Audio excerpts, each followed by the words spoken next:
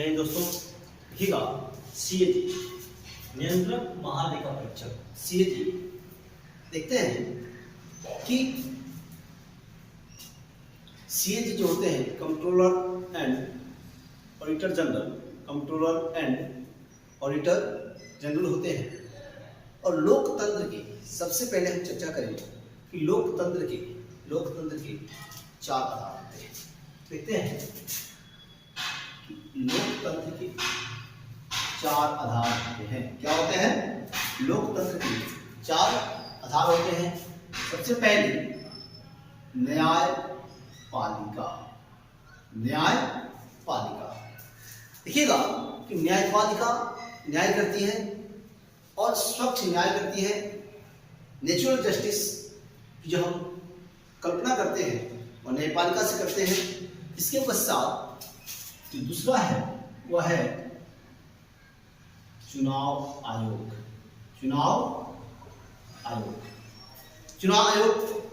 और तीसरा है CAG, controller and auditor general. CAG controller and auditor general. और ध्यान रखेंगे हम इसी पर करेंगे चर्चा। सीएजी पर ही करेंगे हम धमाकेदार चर्चा, जोरदार चर्चा। और सीएजी से संबंधित एक एक पहलुओं पर, एक एक बिंदुओं पर करेंगे व्यापक चर्चा, जिसको आपके हर परीक्षा में यहां से प्रश्न बनते हैं। इसके पश्चात जो चौथा स्तंभ होता है वह स्तंभ होता है यूपीएससी होता है। और देखेंगे यूपीएससी में योग्य लोगों की भर्ती होती है। यूपीएससी में योग्य लोगों की भर्ती होती है। यूपीएससी में योग्य लोगों की भर्ती होती है। योग्य लोगों की भर्ती होती है। तो ये चार जो है, ये चार लोकतंत्र के आधार हैं।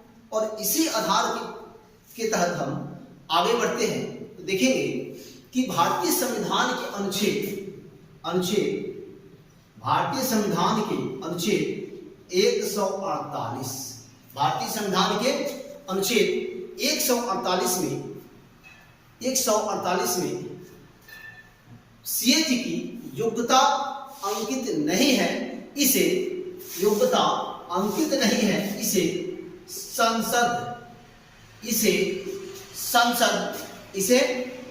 संसद को जिम्मेवारी दी गई है कि संसद कानून बनाए।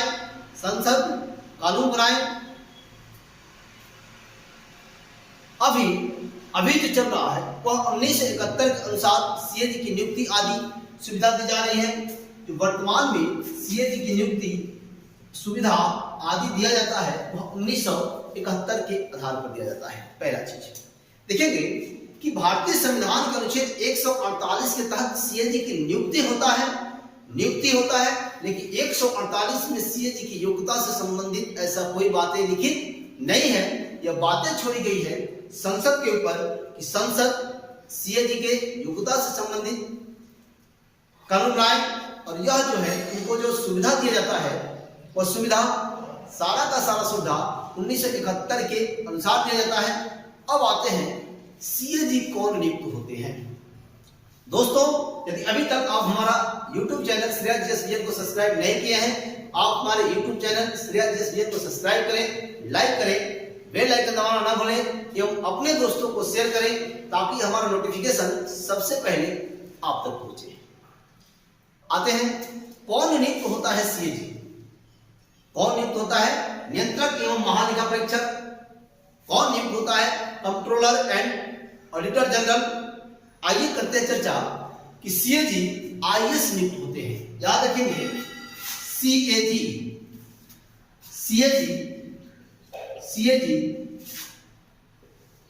आईएएस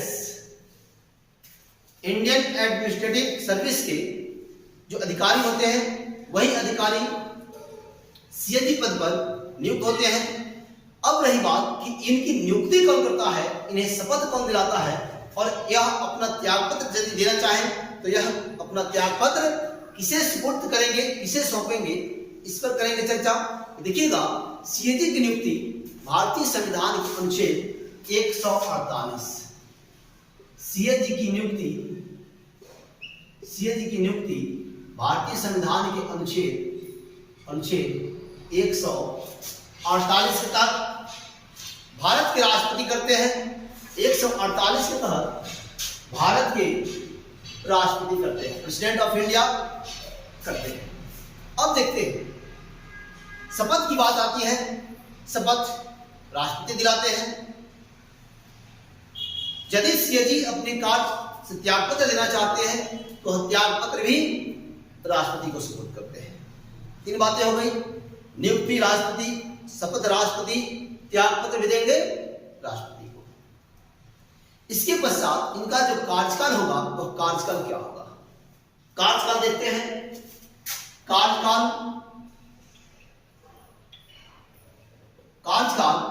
6 वर्ष या 65 वर्ष की आयु तक,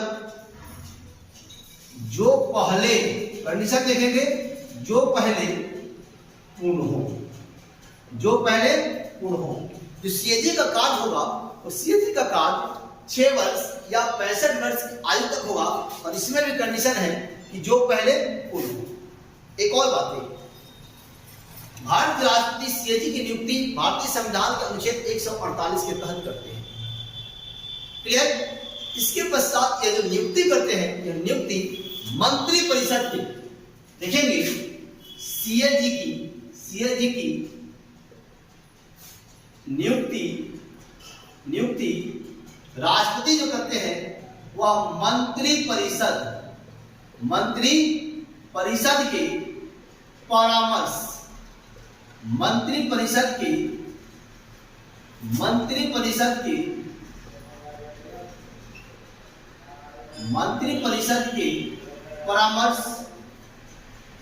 परामर्श पर करते हैं।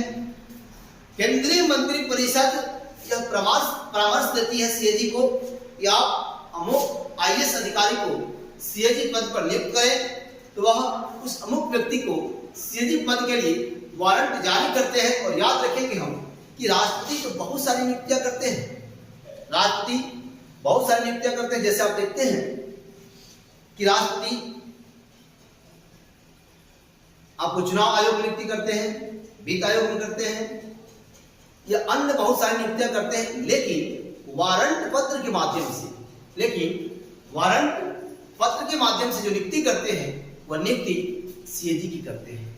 वह नियुक्ति सर्वोच्च न्यायालय और हाई कोर्ट के न्यायाधीश की करते हैं। वह वारंट पत्र से नियुक्ति राज्यपाल की करते हैं। यानी सीएजी सर्वोच्च न्यायालय एवं उच्च न्यायालय के हाई कोर्टों के जज, न्यायाधीश, साथ ही साथ राज्यों के जो राज्यपालों की नियुक्ति होती है वह राष्ट्रपति के द्वारा होती है वारंट के माध्यम से राष्ट्रपति इनकी नियुक्ति करते हैं। वारंट पत्र जारी करते हैं। वारंट पत्र जारी करने के पश्चात सीएजी की नियुक्ति होती है। ये तो बातें हो गई सीएजी की नियुक्ति से संदर्भ में। नियुक्ति करने का अधिकार राष्ट्रपति को, शपथ दिलाने का अधिकार राष्ट्रपति को, त्यागपत्र भी देते हैं सीएजी राष्ट्रपति को। अब एक चीज देखते हैं हम कि सीएजी कार्य क्या करते हैं। सीएजी कौन से कार्य करते हैं, देखेंगे कि सरकार जो है वर्ष भर में कार्य देखते हैं। कार्य वर्ष भर में जो धन खर्च होता है, वर्ष भर में जो धन खर्च होता है उस धन का जांच करते हैं। कौन? सीएजी। कार्य कि यदि धन की प्राप्ति हुई तो उस धन को, उस रुपया का सही सदुपयोग हुआ कि नहीं, सही जगह पे खर्च हुआ कि नहीं, नियम संगत खर्च हुआ कि नहीं, इसमें किसी प्रकार की भ्रष्टाचार तो नहीं हुई। यदि इसमें किसी प्रकार की भ्रष्टाचार होती है तो इस सब का जांच करने का अधिकार सीएजी को है। और याद रखिए सीएजी संपूर्ण भारतवर्ष के लिए एक ही सीएजी होते हैं। संपूर्ण भारतवर्ष के लिए एक ही सीएजी होते हैं।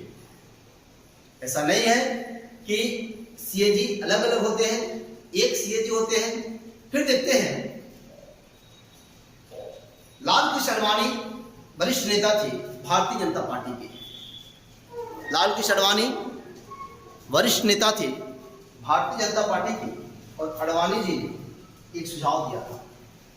सुझाव था, देखिएगा, कि सीएजी की नियुक्ति से संबंध में कॉलेजियम की सिफारिश की थी। सीएजी के नियुक्ति से संबंध में कॉलेजियम की सिफारिश की थी। जैसे आप देखेंगे कि यहाँ केंद्रीय मंत्री परिषद का परामर्श महत्वपूर्ण हो जाता है सीएजी की नियुक्ति के लिए। आडवाणी जी का यह सिफारिश जो था, यह कॉलेजियम सिस्टम के तहत था, लेकिन इस सिफारिश को माना नहीं गया। कारण मजाकिया अंदाज में ना आडवाणी जी को चलता है और ना ही इस देश में आकाशवाणी को, यानी बहुत कम लोग आडवाणी और आकाशवाणी जी को सुनते हैं। देखिए, ये मजाक था। अब देखेंगे, सीएजी की नियुक्ति में राष्ट्रपति वारंट जारी करते हैं, इस बात को आप जान रहे हैं, या अधिपत्र जारी करते हैं। देखेंगे हम वारंट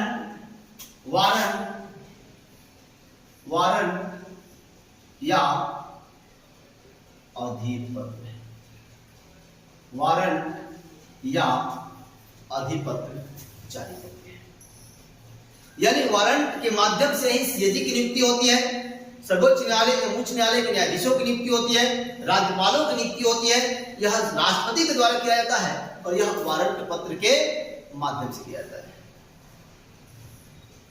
फिर देखते हैं, शपथ जो दिलाते हैं भारतीय राष्ट्रपति दिलाते हैं, और यह भारतीय संविधान के शेड्यूल 3, देखेंगे, भारतीय संविधान की अनुसूची 3 के तहत शपथ लेते हैं।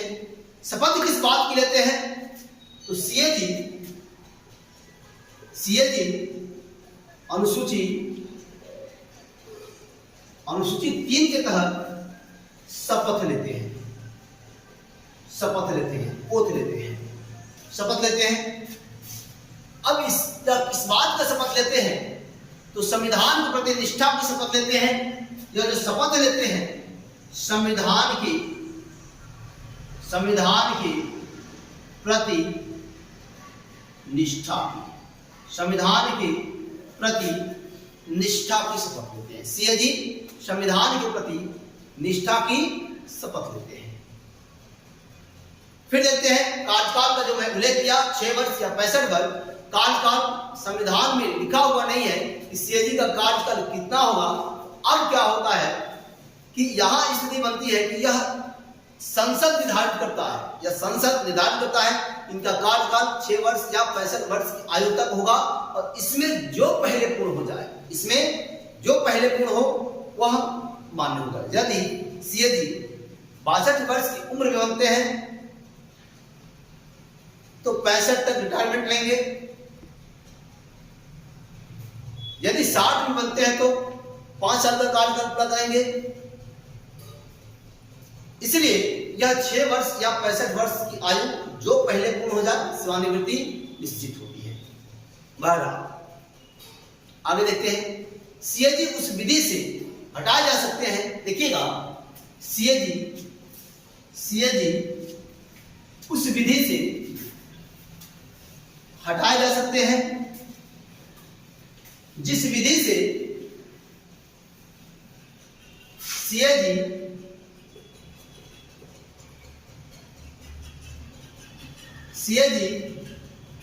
उस विधि से हटाए जा सकते हैं जिस विधि से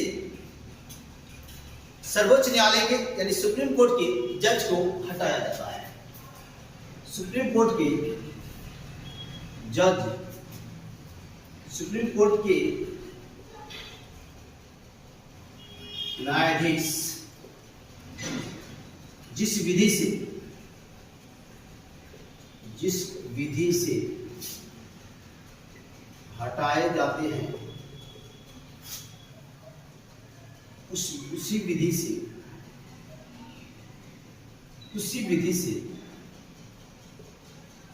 से सीएजी को भी पदमुक्त किया जा सकता है। क्लियर? यदि यह प्रस्ताव, देखिएगा, भारतीय संविधान का अनुच्छेद 124 का सरप्लस 4 कहता है कि यदि सुप्रीम कोर्ट के न्यायाधीश को हटाना हो तो लोकसभा 100 सदस्य, राज्यसभा लाएगी पहले तो 50 सदस्य। ठीक उसी प्रकार से सीएजी को यदि हटाना हो तो वह लोकसभा 100 सदस्यों के लिखित हस्ताक्षर से और राज्यसभा के 50 सदस्यों के हस्ताक्षर से यह सदन को अवगत किया जाता है। और देखिए यहाँ जो है कि सर्वोच्च न्यायालय की विधि के द्वारा जो न्यायाधीश रखते हैं कि उसी विधि के द्वारा सीएजी को भी पदमुक्त किया जाता है। बहरहाल देखते हैं भारत के सीएजी को जो दर्जा प्राप्त है, भारत की जो सीएजी को दर्जा प्राप्त है वह सुप्रीम कोर्ट के न्यायाधीश के बराबर है। जो शक्ति प्राप्त है वह सुप्रीम कोर्ट के न्यायाधीश के बराबर है। देखिएगा कि भारत के जो पहले सीएजी थे वह पहले सीएजी नरहरि राव थे। देखिएगा भारत के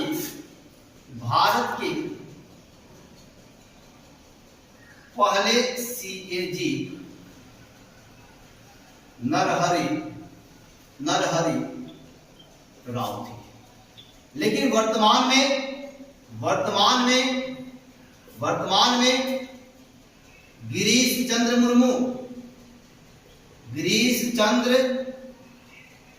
मुर्मू है। वर्तमान में गिरीश चंद्र मुर्मू है। जो आपको मैं एक और कंसेप्ट दे दूं कि यही वो गिरीश चंद्र मुर्मू है जिन्होंने जम्मू कश्मीर से 35A और 370 समाप्त होने के पश्चात जम्मू कश्मीर के पहले उपराज्यपाल बनाए गए थे और फिर वह उसके पश्चात भारत के सीएजी। अब देखते हैं सीएजी जब रिटायर होते हैं तो रिटायरमेंट के बाद देखिएगा यह स्पष्ट कर दिया गया है कि जब भारत के सीएजी रिटायर होते हैं तो रिटायरमेंट के बाद यह कोई भी सरकारी लाभ का पद, सरकार में लाभ का पद धारण नहीं कर सकते हैं। कोई भी सरकार में लाभ का पद धारण नहीं कर सकते हैं। लेकिन आपके मन में यह प्रश्न उछलेगा कि यदि कोई व्यक्ति राज्यपाल बन जाए, उपराष्ट्रपति बन जाए, राष्ट्रपति बन जाए, किसी सरकार में मंत्री बन जाए। देखिए आपने राष्ट्रपति पढ़ा, उपराष्ट्रपति पढ़ा, कैबिनेट पढ़ा, सब कुछ पढ़ा और उसमें स्पष्ट कर दिया गया कि राष्ट्रपति, राष्ट्रपति देखिएगा स्पष्ट कर दिया गया था कि राष्ट्रपति, उपराष्ट्रपति, सरकार में मंत्री, किसी सरकार में मंत्री, राज्यों के राज्यपाल। देखिएगा यहां प्रश्न कहता है कि सीएजी रिटायरमेंट के बाद कोई भी लाभ का पद धारण नहीं करेंगे।